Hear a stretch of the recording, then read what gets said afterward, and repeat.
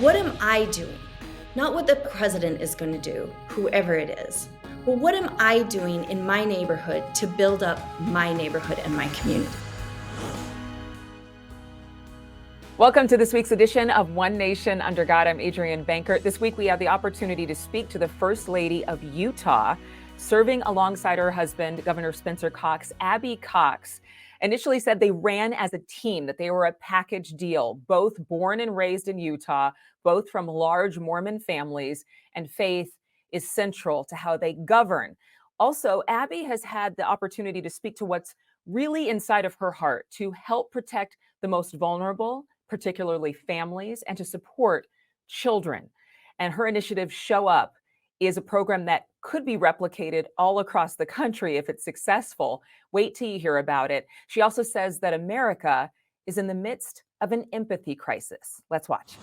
So first, for those who've maybe never heard your story, tell us a little bit about being the First Lady of Utah and why you and your husband are a bit unique. Well, I think becoming First Lady is a really unique position. There's only like 50 of us in the state, and obviously for spouses, I should say. And it's really unique because we came from small towns in central Utah. I mean, we're talking 1,200 people, and we met in high school. And so for us to come from very humble backgrounds. I grew up on a ranch. He grew up on a farm. We came from big families, and we were farmers and ranchers, and just regular folks. And for us to end up in this place is very unique. I think this isn't anything we plan to or do or aspire to or anything like that. But we just dove in our communities and served and served in different positions in local government. And so it's a very unique place to be, and a place where is interesting, especially as a first spouse, to be able to have some influence and to do some things in the state that you feel passionate about, which has been really exciting. So when you said something a second ago, I thought a lot of people might jump on that when you said it's not something we aspire to or plan to do. But being in political service or office is something that a lot of people do very deliberately and very intentionally. So maybe talk about you and your husband, the governor's paths from those small town beginnings to, the whole entire state of Utah. How did you get here? How did you chart your course? Yeah. So, I mean, we went to high school together. So we met in high school, and then he left for 2 years after high school to go on a Latter-day Saint mission in Mexico. And I continued on to school, and then he came home and we got married, and we continued in school. We finished our undergraduate degrees here at Utah State University, and then headed to Virginia, to Washington Lee, to go to law school. He went to law school. I was finishing my student teaching while I was in Virginia.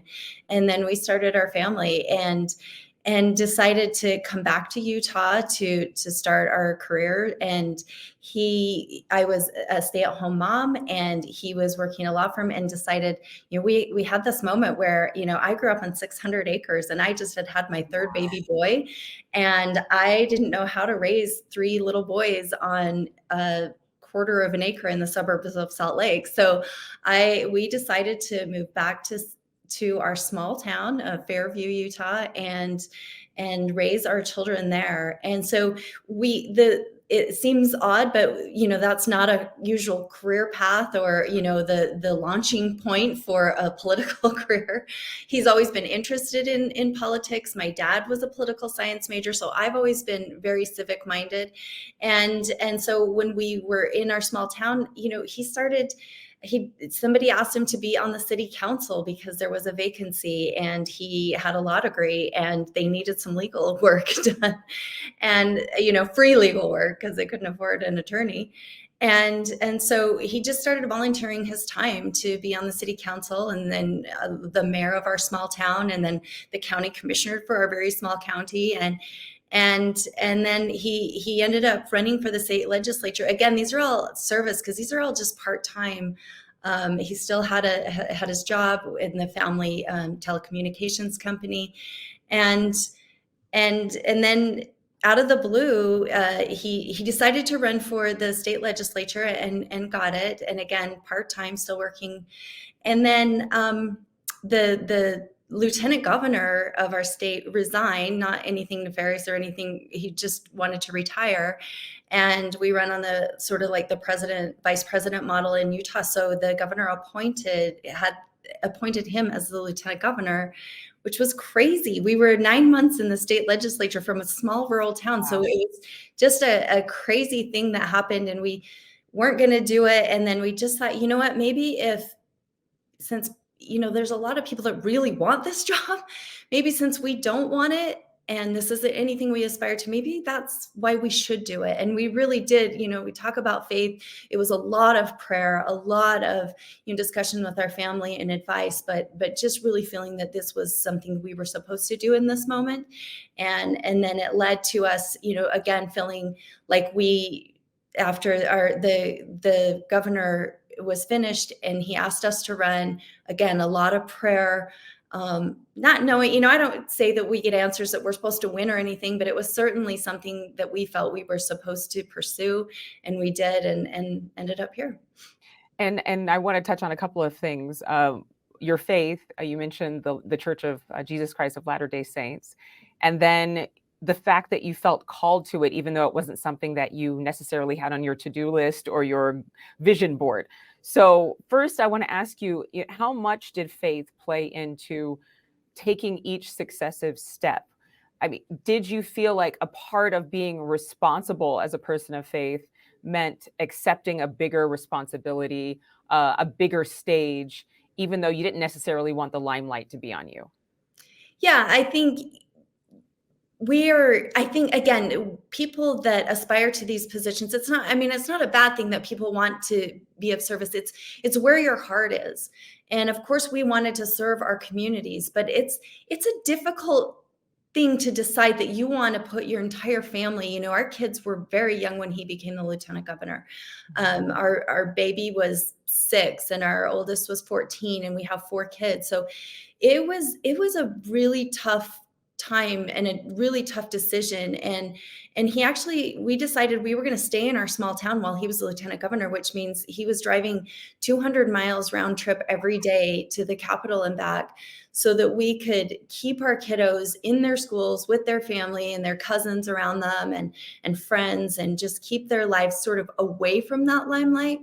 So it's a really tough decision. It's not something we wanted or that we love. We're simple people who grew up in small towns, and when you grow up in a small town, people, when you get a little too big for your britches, they'll let you know it. And so it wasn't anything we aspired to, and it had to be something that we felt really drawn to and felt like it was something we were supposed to do through our faith, and again through that a lot of prayer, or we wouldn't have done it. But when we feel like we've been led to do something, we do it, and we teach our children to do that too, to be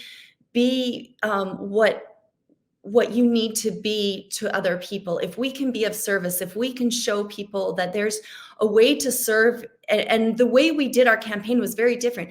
We wanted to make sure that we made Utah a better place, whether we won or lost. So we actually spent time in every single city and town in Utah. We visited all 248 cities and towns, and we did service projects in almost all of those communities. Different communities throughout the state, because we thought, at least if the campaign's over and we lost, at least we did something good for our state. And so that's been really our motto, like, let's get out and serve. Let's make the state a better place while we're here. And then, you know what, when we're done, let's get out and let somebody else do it. It's beautiful to think that your basic foundation is wherever we are, we're serving, wherever we are, we're helping, whether we get elected or not. I don't think a lot of people have that perception of those who are in politics, but it is refreshing. I think it'll be refreshing for our audience. When you say you're feeling led, what does that mean for those who perhaps aren't familiar with the term leading and might be more familiar, especially in politics, with the term driven? Yeah, for us, again, it's that peace that I feel when and my husband and I when we pray together, and we have that peaceful feeling that this is the path for us. And there have been things that we've done that we pray and that isn't the path for us. So we've sort of figured out through our lives together, through our faith journey together, that we are trying to be receptive to what we refer to in our faith as the Spirit guiding us. And as we receive that through our prayers, and so we study and we learn and we try to make the best decisions possible. And for us, it is feeling that peace. So for me, being led means that we make this decision and then we feel the peace about that. And I just want you to know, this is about you and your story and your husband's story, but I'm from a town of 1,000 people. So just know that I completely understand what you're saying. When you're in that small town and you're able to live on all of this land and be around the family members that make your life whole, I believe, are you from a family of 10 kids? 10 children, yeah. So I'm Yeah. number 5 of 10. You're almost right there in the middle. I know that among all faiths, one of the strongest tenets for family is from the Mormon Church. And so talk a little bit about how that's influenced you and your husband's platforms while serving. Yeah, absolutely. Again, he comes from a family of 8. I come from a family of 10. It's always been critically important to us. Family is so important. We think that I think it is for our societies. I mean, families are the bedrock of a healthy society. And when we can keep those families healthy and thriving and children taken care of and supported, then we will thrive as a society. How it's shaped the way I do my work is really, when at our inauguration, there was a beautiful invocation that was given that actually talked about taking care of the vulnerable children in our state. And so I felt, again, as driven or called or led, whatever, however you want to say that, to really focus my energy on the children of the state of Utah and how we can do that. And so we've worked in areas of me and my team in foster care. It's been a huge emphasis of ours. We're working on a pilot program right now where we are surrounding, talk about families, we are surrounding our foster families, those that are taking in these children and loving them and supporting them and surrounding them through faith organizations, through our congregations, to surround them by 8 to 10 families that are going to help lift their burdens. And so this is a huge lift through all our faith organizations here in the state. It's a very interfaith program that we're working through, as well as different businesses. And so it's not just faith, but we're plugging in these care communities to our faith organizations so that we can lift up those families and give them the support that they need to take care of the most vulnerable children among us. We're working in the areas of education and educator wellness so that as we take care of the caretakers, again, then the children are going to be taken care of, and that we have the best and the brightest educators to make sure that our students have what they need to thrive. We're working in the areas of unified sports with the Special Olympics. Again, the most vulnerable population is our children with intellectual disabilities, and giving them the opportunities to thrive with friendships and connections and sports opportunities. And then we're working in the area of service, where again, everywhere we go, we need to make sure that our next generation knows that how do we build our communities is through serving and connecting and volunteering. And how do we depolarize our communities that are feeling angst? It's getting in and serving each other through either through our faith communities or through service organizations. It doesn't matter where it is. Come together and connect. And that's the way we're going to serve and make sure that our families thrive throughout the state. Well, it's very ambitious. And I think I first got wind of this initiative to show up through your husband calling on people to receive foster youth into their home, to become adoptive parents. But how are you doing this? I think what you're saying sounds like the perfect scenario for every state in our nation, where people are working together across faiths with different corporations and community organizations. But how does it work? So it's working in different pockets. It's not an idea that I came up with or my team, invented. It really is it's been happening in different Christian churches around the country in little pockets. What we're trying to do is something that's never been done before, is involved every one of our organizations that work in child welfare here in the state to create this opportunity for a public-private partnership and a faith-based partnership, as well as with businesses and other entities to make sure. Again, we're running a pilot right now where we currently have about 6 care communities working right now. We are adding, by the end of the year, we'll have 36. We're adding 30 more, where our LDS communities, our Church of Jesus Christ of Latter-day Saints congregations, as well as our First Presbyterian congregations. We're adding other congregations.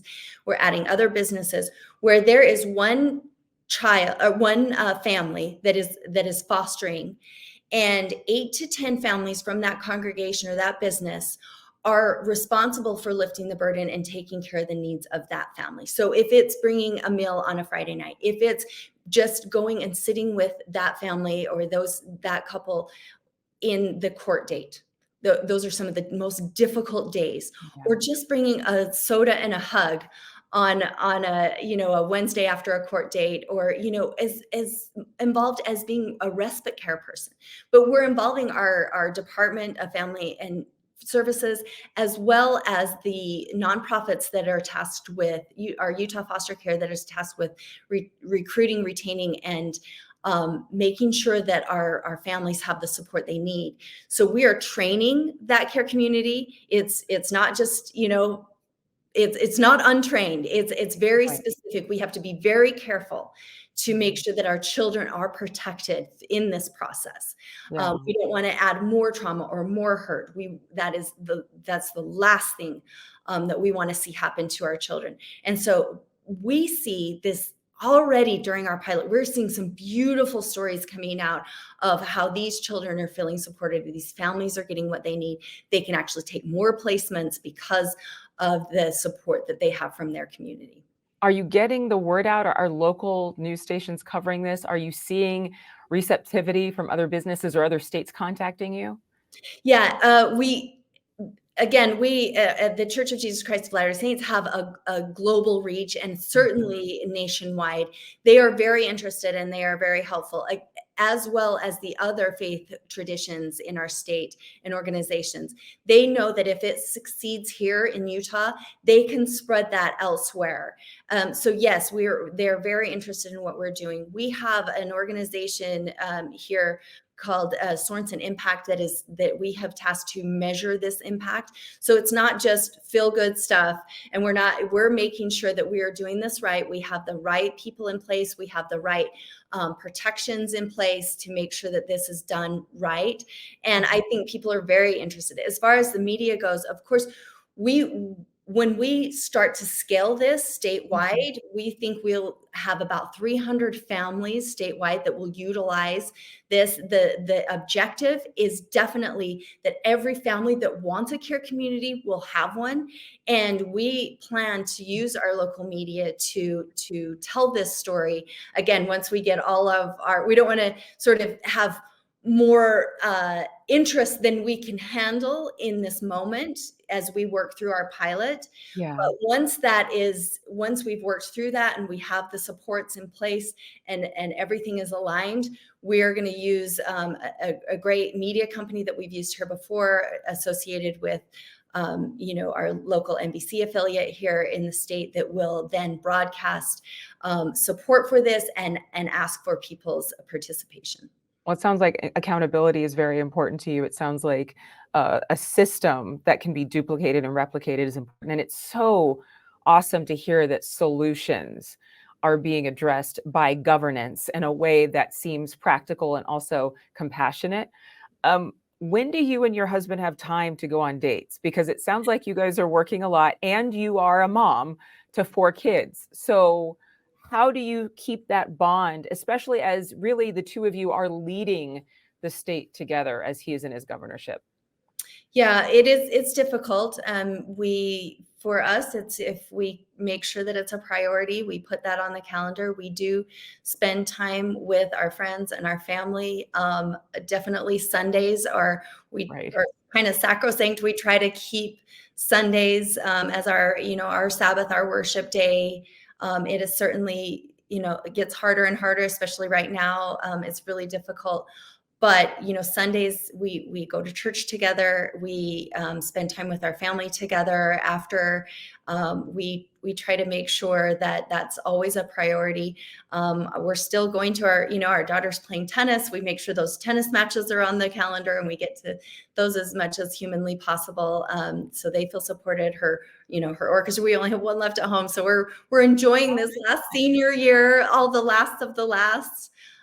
With her. And so it takes an effort to make sure that we're connecting with each other and with our children and our family. We have big families. We still do a lot together. And so it's really important for us. I have 7 sisters, and it's like having my own little sorority. Those text threads are that's my lifeline, to make sure that we're still feeling very human and connected. When it comes to governing, I mean, I was just having this conversation, and we tend to lead the way the people who we've seen lead. Those people become role models. They're examples to us, and that can be for the better or the worse, because we've all had teachers or bosses or role models who haven't been perfect, because nobody is. Is there anyone that you and your husband are aspiring to be like, that your goal is to model a certain kind of leadership, especially as you're doing it differently and you're centered so much in your faith? Yeah, I will say first and foremost is Governor Herbert and Jeanette Herbert, who were our predecessors, and we were lieutenant governor to for almost 8 years. Certainly, we saw them demonstrate their faith in powerful ways and allow their decision making to be guided through, again, that process of prayer and looking to those that for advice that they feel spiritually guided by. And so certainly they are at the top of our list for how we want to govern, because we had really great examples that way. I will say there are other governors and first spouses around the country that we have, through National Governors Association and different other associations, that we have felt really connected to, and again, that are just really good people, again, across the political spectrum. Some of my dearest friends have different political views than I do. And I think it's really important for people to see that, some of my, Governor Murphy and Tammy Murphy, First Lady Tammy Murphy of New Jersey, who have very different political views than we do. They were the chairs of the National Governors Association before we were the vice chair. And they became some of our dearest friends. And folks like that across the country that we look to, that we see they are guiding their states with heart and with conviction and with what they believe is right. And so I think we can look to those political leaders. Again, I think some other people our spiritual leaders. We just celebrated yesterday the 100th birthday of the president of the Church of Jesus Christ of Latter-day Saints, President Russell M. Nelson. And so we just had, people like that. Some of the women that lead in our church as well, I look to as strong, powerful leaders who are doing great work. Again, feeling guided in the ways that they feel are right. And it's beautiful to see a lot of great people around the country doing amazing work.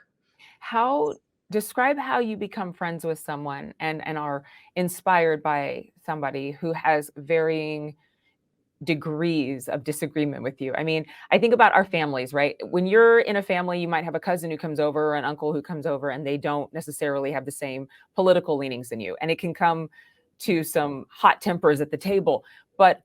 And correct me if I'm wrong, in your particular faith, people agree on pretty much all of the basics. They might have a couple of disagreements over minutia, but those foundational truths, there are more sacred things than just Sunday for the Mormon Church. So how do you become friends with people who believe in and support and finance things that you are completely opposed to? How do you stay friends with somebody like that? I think always, always, it's looking at them as a human first. Always. It's that you assign to them the best of intentions. That I know people that have vehement disagreements with with my faith, with my political views, or my assumed political views. I think sometimes we assume just because somebody has, is a registered for a certain party or a political party that they espouse all those views. I think people also with faith assume that we espouse certain views based on, somebody you knew in the faith that might be very different.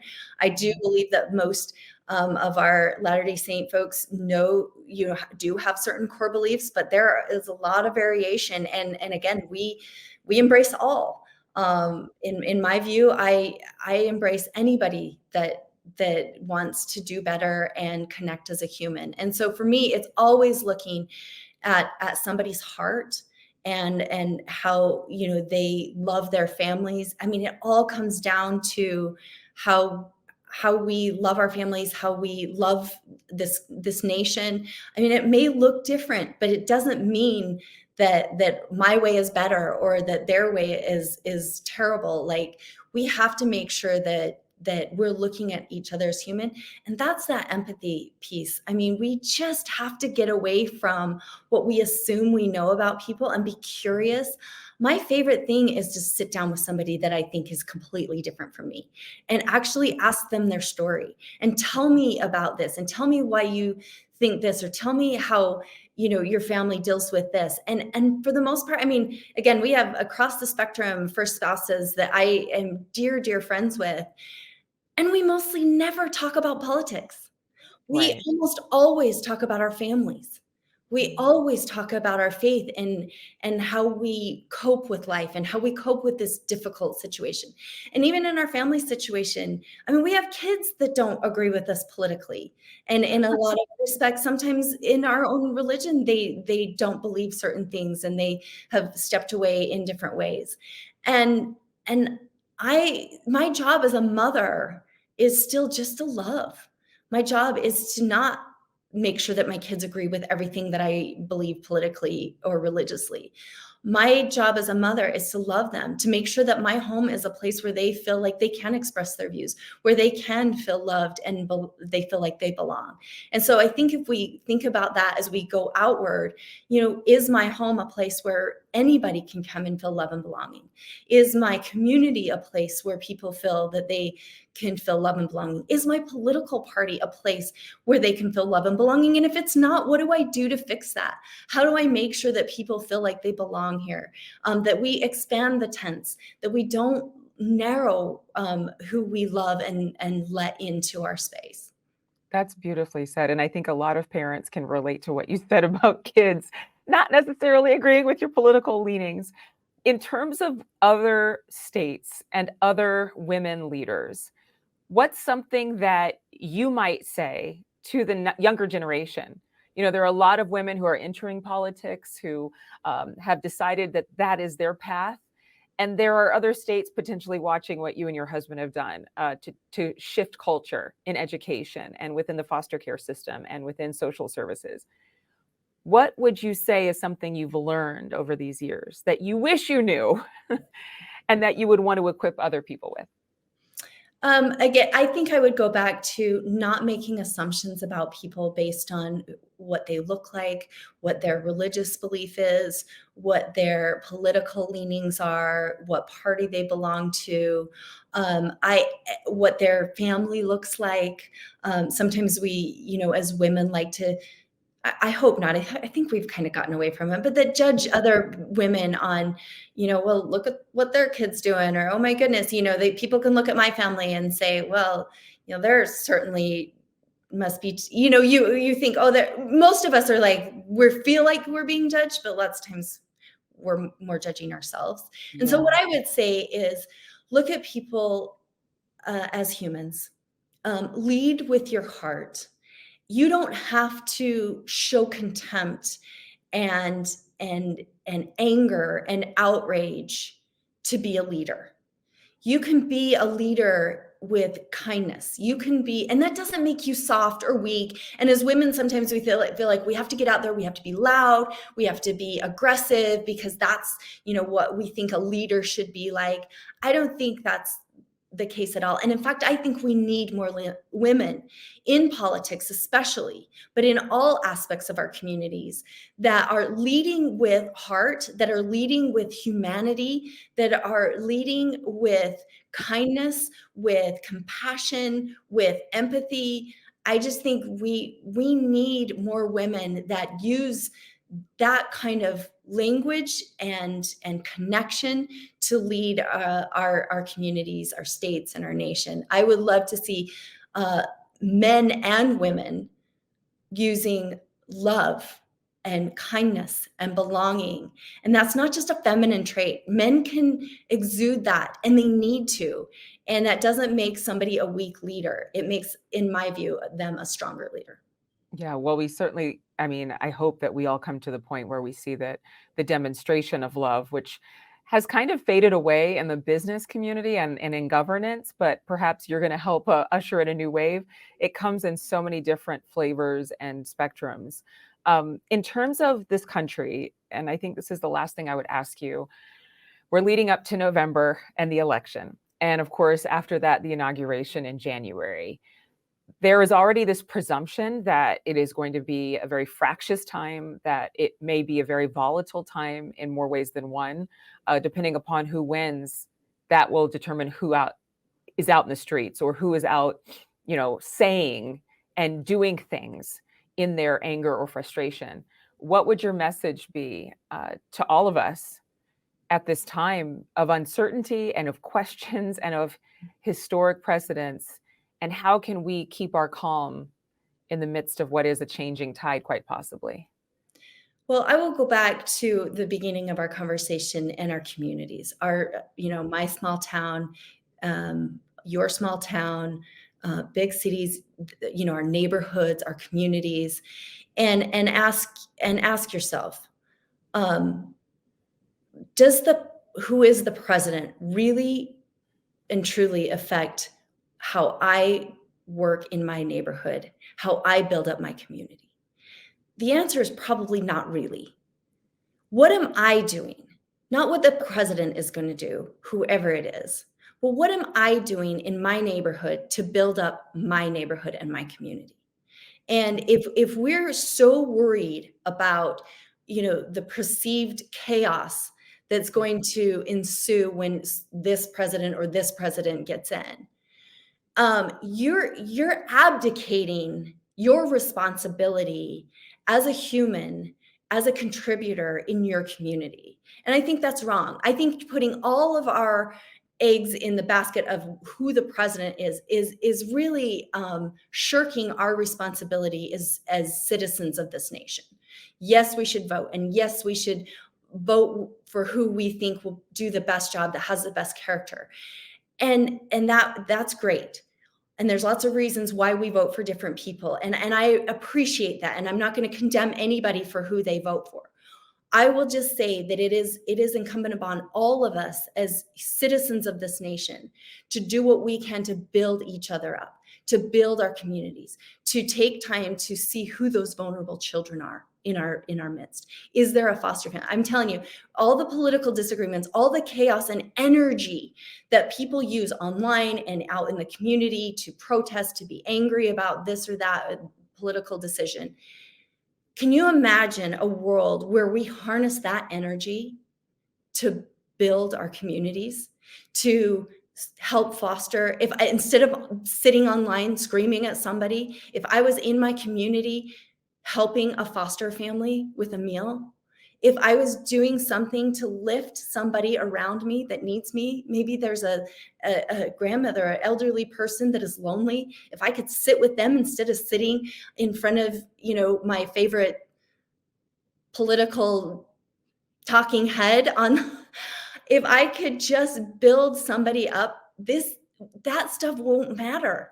It's our communities that matter. But if we abandon our communities and our responsibilities to each other as neighbors and friends and community members to this outrage and the chaos that ensues when we get politically outraged, the problem is we're avoiding connecting with each other on the human level when we do that. So my advice is build your community, vote, yes, vote, but then go back to your community and make sure that you're doing what you can to make this world a better place. Abby Cox, the First Lady of Utah. Wow. It sounds like you've had some practice in sharing what you really believe in passionately too. I love your passion, and I love that you are aspiring to bring more hope to neighborhoods and communities on that Main Street level and not just statewide. Thank you so much for your time and for sharing the real you. We appreciate it. Absolutely. Thank you for having me. Thanks so much for watching. Go to joinnn.com to find NewsNation on your television provider. And don't forget to click the red subscribe button below to get more of NewsNation's fact-driven, unbiased coverage.